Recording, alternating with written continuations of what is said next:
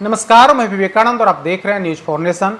नीतीश कुमार के करीबी मंत्री अशोक चौधरी के मन में क्या है? आखिर 2 महीने के बाद उन्होंने भूमिहार समाज पर भड़ास क्यों निकाली? जहानाबाद में जेडीयू कैंडिडेट की हार का ठीकरा सिर्फ और सिर्फ भूमिहारों पर क्यों फोड़ा, यह सवाल उठने लगा है। आखिर लोकसभा चुनाव खत्म हुए 2 महीने से अधिक हो गए हैं और ऐसे में अब जो है अशोक चौधरी ने ऐसी बयानबाजी क्यों की? भूमिहारों को लेकर के उन्होंने आपत्तिजनक शब्दों का प्रयोग क्यों किया? पूरा ठीकरा जो है आखिर इस समाज पर फोड़ने के पीछे उनकी मंशा क्या है? क्या जेडीयू के अंदर अपनी पकड़ को जो पकड़ उनकी कमजोर होते जा रही है, उस पकड़ को मजबूत बनाने की कोशिश कर रहे हैं? क्या श्याम रजक के जेडीयू के अंदर उनकी एंट्री मिलने से अशोक चौधरी घबराए हुए हैं? ये तमाम सवाल सत्ता के गलियारे में, राजनीतिक गलियारे में तैर रहे हैं कि आखिर अशोक चौधरी ने 2 महीने बाद जहानाबाद में जाकर के ऐसी बात क्यों कही जिससे समाज के अंदर तनाव पैदा हो गया, अगड़ा और पिछड़ा के बीच विभेद करने की कोशिश हुई, उनके बीच मतभेद और एक दूसरे के खिलाफ भड़काने की कोशिश हुई। आखिर अशोक चौधरी ने ऐसा क्यों किया? अशोक चौधरी तो मंझे हुए राजनीतिक बिहार के नेता माने जाते हैं, तो ऐसी स्थिति में उनके मन में क्या है, इसी पर हम चर्चा करेंगे और विस्तार से बताएंगे कि आखिर अशोक चौधरी ने ऐसा क्यों कहा कि भूमिहार की वजह से ही भूमिहारों ने अति पिछड़ा समाज से आने वाले चंद्रवंशी जी को वोट नहीं दिया, जबकि इनके समाज के लोगों को, इनके समाज के उम्मीदवार को तमाम लोग, अति पिछड़ा के लोग वोट करते थे। दरअसल जेडीयू के अंदर ही संघर्ष है, जेडीयू के अंदर ही कहीं ना कहीं अशोक चौधरी कमजोर पड़ते जा रहे हैं। इसकी बानगी अब स्पष्ट तौर पर दिख भी रही है कि श्याम रजक ये भी दलित समाज के बड़े नेता हैं। कुछ समय पहले, कई वर्ष पहले ये जेडीयू के अंदर में थे, नीतीश कैबिनेट में उद्योग मंत्री थे और उन्होंने मंत्री पद का त्याग करके आरजेडी का दामन थामा था, लालू प्रसाद यादव की शरण में गए थे।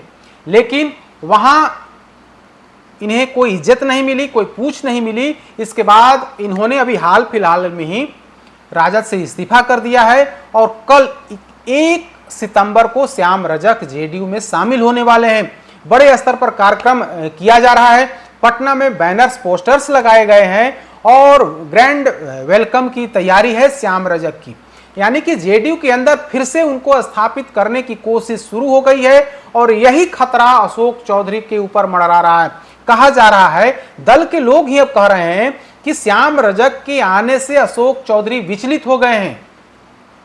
नीतीश कुमार के यहां भी अब उनकी इतनी पूछ नहीं रही है। कहा तो यह भी जा रहा है कि नीतीश कुमार के जो वरिष्ठ सहयोगी हैं, वरिष्ठ मंत्री हैं, विजय चौधरी और कार्यकारी अध्यक्ष संजय झा भी अशोक चौधरी के इन क्रियाकलापों से उनका अंदर ही अंदर खिलाफत मतलब विरोध कर रहे हैं। और यही वजह है कि चौतरफा घिरते देख अशोक चौधरी ने जहानाबाद में जाकर ऐसी बयानबाजी की जिससे न सिर्फ भाजपा बल्कि उनकी पार्टी भी बैकफुट पर आ गई है। भूमिहार समाज को लेकर के अशोक चौधरी ने साफ तौर पर कहा कि अगर आप लोगों का यही चरित्र रहा, यही उसूल रहा, तो आने वाले दिनों में आप लोगों को, आपके समाज के नेता को विधानसभा चुनाव का टिकट नहीं मिलेगा।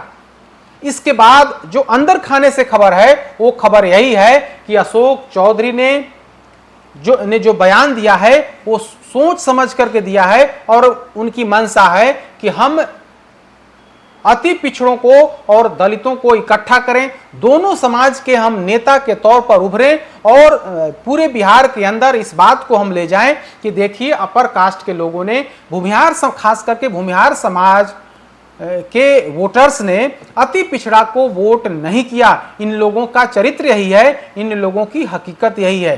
उन्होंने एक और महत्वपूर्ण बात कही कि जब भूमिहार समाज के कैंडिडेट 4-4 बार इस क्षेत्र से प्रतिनिधित्व करते हैं और वो उन लोगों से आप लोगों को कोई दिक्कत नहीं होती है और एक अति पिछड़ा को हमने उम्मीदवार बनाया और चुनावी मैदान में उतारा, तब आप लोगों को दिक्कत होने लगी। यानी कि अशोक चौधरी ने यह बताने की कोशिश की है कि देखिए भूमिहारों का चरित्र कैसा है कि अति पिछड़ा जाति का एक कैंडिडेट पच नहीं रहा है। तो कुल मिलाकर के कहें तो जेडीयू के अंदर अपनी कमजोर पकड़ होते देख अशोक चौधरी ने जहानाबाद में जाकर बड़ा खेल खेलने की कोशिश की है। हालांकि इस खेल का साइड इफेक्ट यही हुआ है कि जेडीयू के अंदर ही उनका पक्ष लेने वाला कोई नेता अभी तक सामने नहीं आया है। जेडीयू के अंदर से ही उनके खिलाफ लगातार प्रहार किया जा रहा है। जेडीयू के मुख्य प्रवक्ता जो हैं नीरज कुमार, उन्होंने सीधे तौर पर अशोक चौधरी पर बड़ा सवाल खड़ा किया है और उन पर हमला बोला है। लेकिन अभी तक जेडीयू की तरफ से अशोक चौधरी के इस बयान को लेकर के उनके पक्ष में कोई नेता नहीं उतरा है। लेकिन जिस तरह से अशोक चौधरी ने जहानाबाद में जाकर के जो जिन शब्दों का प्रयोग किया, उससे एक बात तो स्पष्ट है कि कुछ ना कुछ तो खेल हो रहा है। वो खेल क्या है, कुछ दिनों के बाद और स्पष्ट होते दिखेगा। कल श्याम रजक की जेडीयू के अंदर एंट्री हो रही है।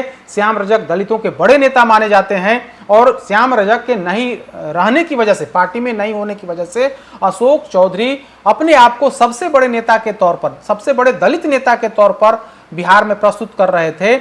उनकी जगह कहीं ना कहीं श्याम रजक भरते हुए दिखेंगे और यही स्थिति है कि अशोक चौधरी ने जहानाबाद में जाकर के इस तरह की बयानबाजी की, ऐसी चर्चा है।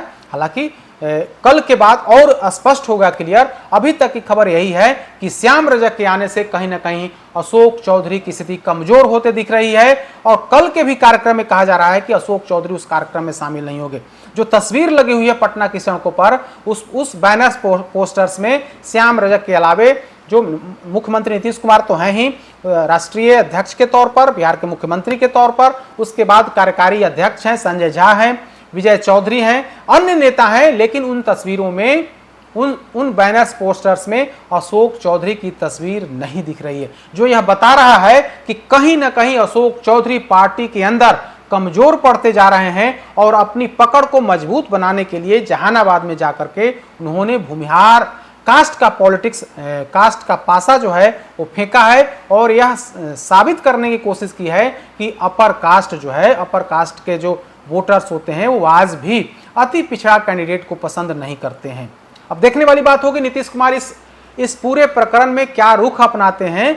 लेकिन जेडीयू के अंदर भूचाल है और इसका सीधा लाभ कहीं ना कहीं आरजेडी को, यानी कि मुख्य विपक्षी पार्टी को मिलते हुए दिख रहा है। अधिक अपडेट्स के लिए देखते रहिए न्यूज़ 24 नमस्कार।